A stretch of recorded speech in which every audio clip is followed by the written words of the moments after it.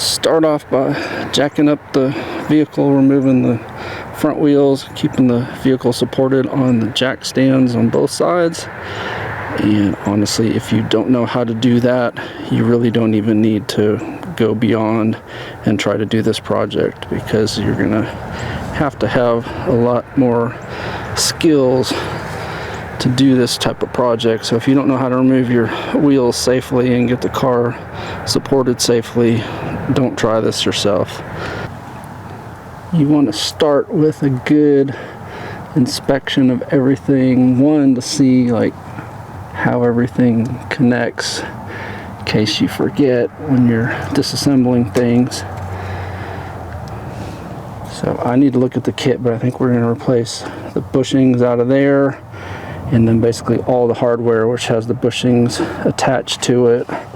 So this piece, the strut and spring, I think we're getting some end links and so forth.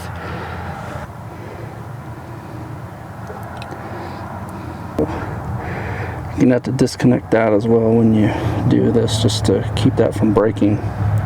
Here's the passenger side. Same thing, we're just wanting to take a look at everything, see how it all goes in, which sides have bolts and which sides have nuts.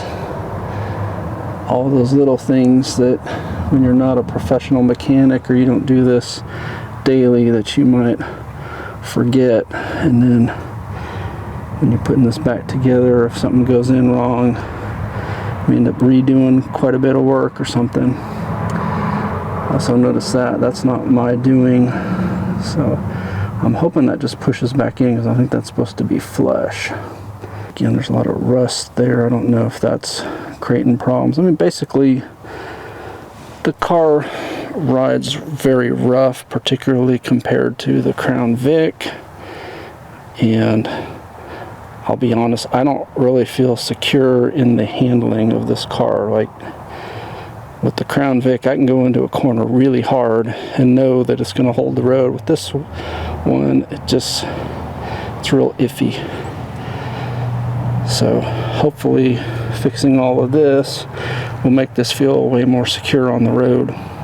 But just everything in general in here looks very rusty and old. So I'm going to start. I'm going to put penetrating oil on all the rusty bolts and see, let that kind of soak in. That should help. So the first thing we need to do is remove the speed sensor. It's a 10 millimeter, possibly a 3/8 bolt there, and then just follow the line. It just clips in these various places and then unconnects from here. And this one is not in right, but basically you pry up on this little metal thing and that'll come out. See, with that metal clip up, that just slides out too.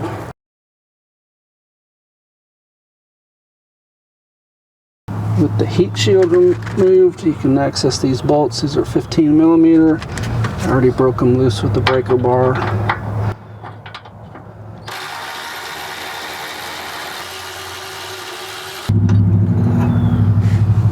The other thing I've been doing, since there's so many pieces on this type of install, is I've been taking all these pieces and taping the bolts to them and marking them with a P or a D for passenger or driver, so that when I go to put all this back together, I'm not wondering what goes where.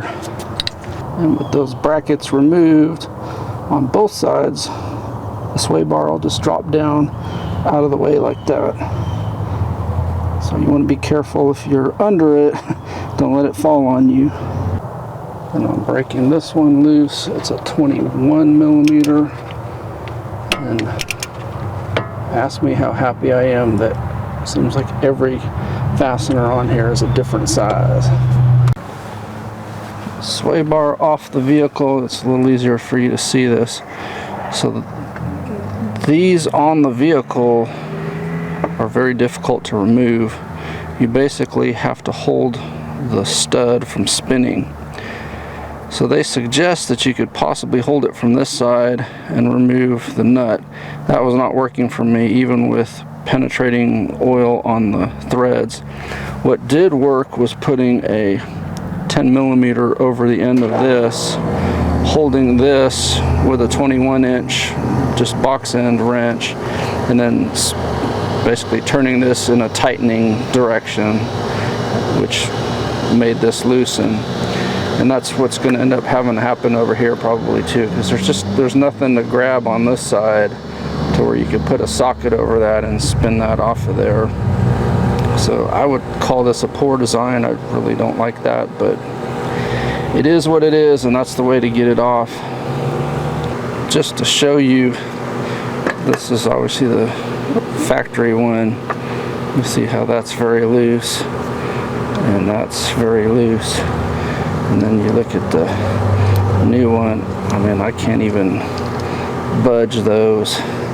So these are definitely gone. And I do like these came with nylon locking nuts, so I'll be able to replace all the hardware. I won't have to reuse any of this stuff. For the driver's side, we're going to need to move this out of the way just for easier access. 10 millimeter bolts hold it down.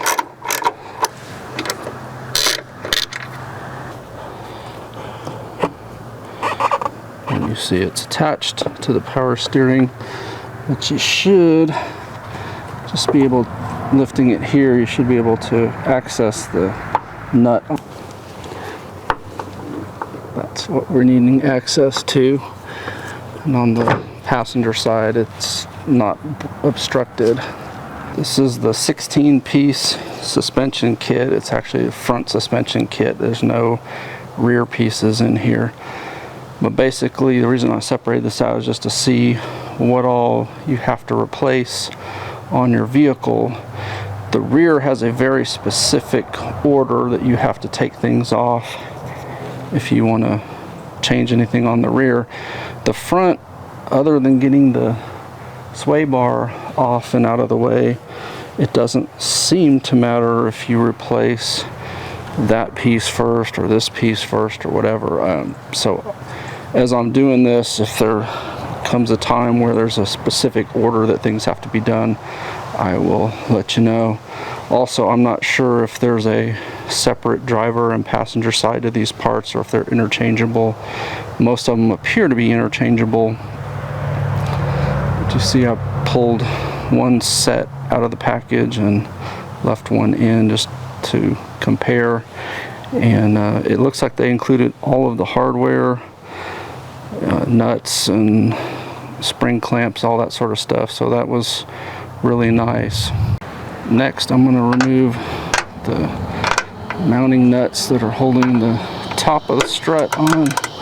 They're 1/2 inch. Everything else has been metric. And I'm going to leave one just kind of that loose, just so that nothing falls on me. It's already loosened up enough that it's loose in there, so I think when I remove the lower one, that is going to drop down, and I don't want that falling on me, so I'll leave that one just threaded enough that it won't totally fall. For the lower strut, you got a 18 millimeter on this side, and that side looks like that's attached. You can just loosen the 18 millimeter side, you don't have to hold that nut. The lower bolt removed, you see you can just wiggle this out of here. Just be careful because it is kind of heavy. You see I've loosened this 18 millimeter nut, and you can kind of hammer here, or you can get the little separator tool. I'm going to see if I hammer here first, because that's a lot less work. There we go. I was hoping to do this without removing the brakes, but it looks like I'm going to have to. So you've got 18 millimeter bolts that hold it on the back of there, and then the whole unit will lift off.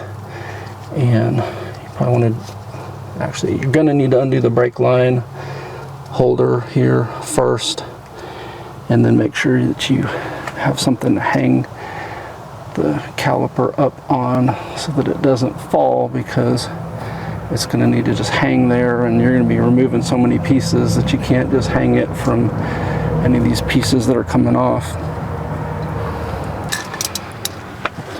So with these studs, it seems that the only way is to put 10 millimeter on, set it to tighten, hold the nut with your correct size box wrench, and then just tighten the bolt, which ends up loosening it.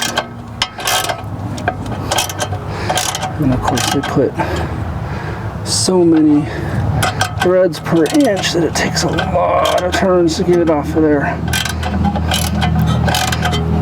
Basically, I'm not going to bore you. I'm just loosening nuts and bolts everywhere and saying a whole lot of cuss words at how poorly designed this was. There's a little update. This is the bolt that came out from behind there. You see it's got an Allen key on one side and a nut on the other. So they could have clearly made this a bolt and made it real easy and user-friendly, but no, they had to put an Allen key there. So it's a size 12 Allen socket. If you don't have one, you're probably going to want to get one, because a 1/2 inch extension is too big and a 3/8 is too small. I don't know if you can get a pair of pliers around that to hold it. Once I was able to put the Allen key in there, then I was able to turn this, but otherwise when you turn this, the whole thing just turns, pretty much like every other aspect of this job. Believe it or not, this one was actually easy. It's just an 18 millimeter socket and the stud doesn't spin. So I'm hoping that the opposite side of it is the same way. And we're back to a stuck point because you can see I can get a socket and a swivel on that nut, but I can't attach socket wrench or extension or anything because you got air conditioner lines and all sorts of stuff in the way. If you go back that way, you got the master cylinder, and above you've got all this. There's metal and or plastic and or important stuff every which way. So I'm going to try to figure out if there's any way that I can possibly scooch up from the bottom there. No lie, the shop manual says just remove the nuts and the upper control arm will be able to be removed. You saw earlier we had to remove this to get to that nut, and no lie, I think it took me an hour to get the nut off of this side. There's just no clearance. I ended up utilizing the little 1/4 inch socket wrench with the deep 18 millimeter. Since it's a 3/8, I had to put a converter on there, and no lie, had about enough clearance to turn it like that for most of it. And I swear to God, it put so much resistance, it was really hard to turn until it was pretty much off. So instruction says just remove the nuts. I'm here to tell you it is a major pain. I took this part off to try to have a little bit of access so I could fish an arm through here to work the wrench down here, and then my other arm came through this side to hold the socket, because what happens is if you don't hold the socket when it comes back, the whole thing turns in there, so you don't make any progress, or this comes off of the nut, which that happened so many times I lost count. Anyway, it's off. And so you're supposed to be able to just remove the bolts, and as they call them, flag bolts, and then that piece will come off. I'm going to do it off camera so this doesn't fall on me.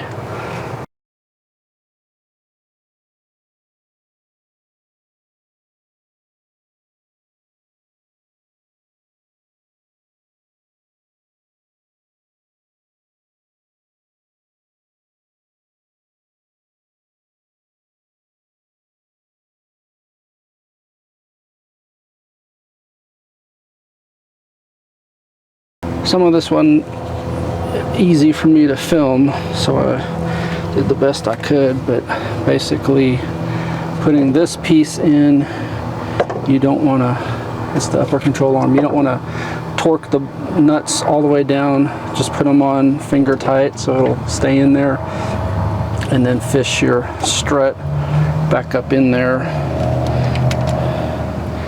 and just finger tighten the top. Just put these on finger tight enough so that the strut doesn't fall down on you. Let's see, I still need to unbolt that one. There's a major access problem with the nut on the rear, so I'm gonna have to try to do it from the front bolt.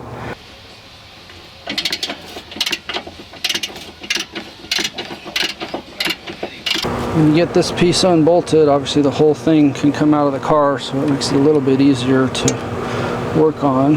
So this is another one of those where you use an Allen key. It's an Allen number 6. You need a 21 millimeter on here to keep it from turning, and then a 6 Allen on there, and you tighten the Allen, which should allow you to loosen the nut. I don't recommend doing that unless you're replacing stuff.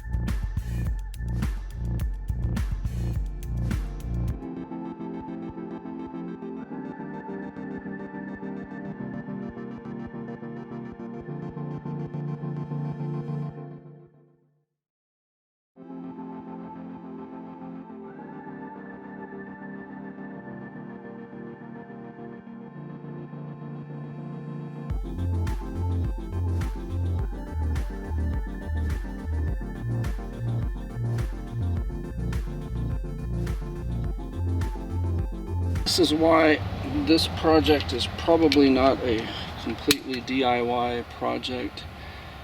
So to replace that ball joint there, which you're probably going to need to, I mean both of mine were shot, but getting them out and putting them in is nearly impossible. So I left the driver's side one on.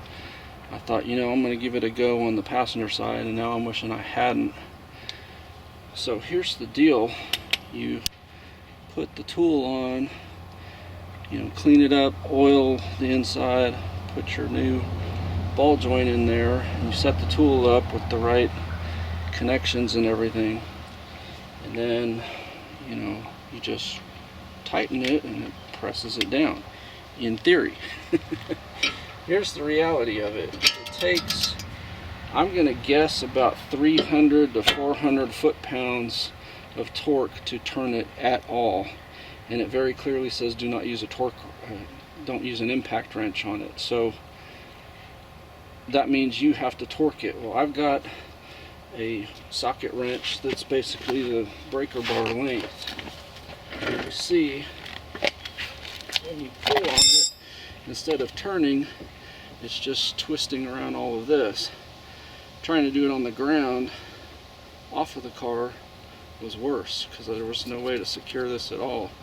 But my fear is torquing on this, I'm going to break some of the new components just trying to get this in. I mean, just to get it to turn, you got to get it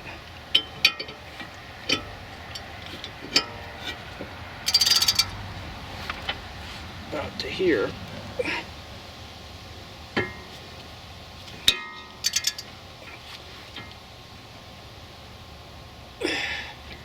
And you see, it doesn't want to turn.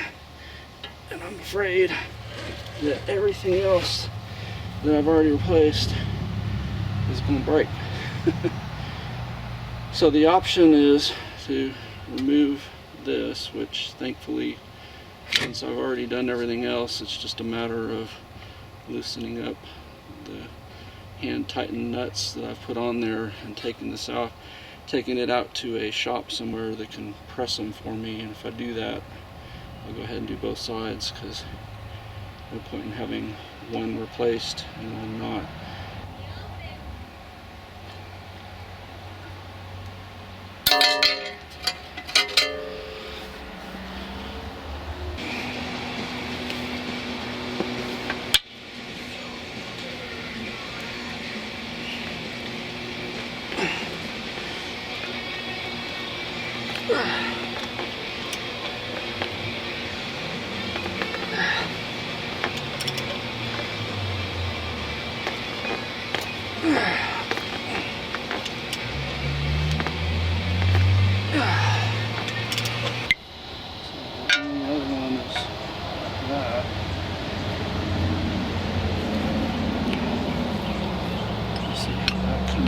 Into there.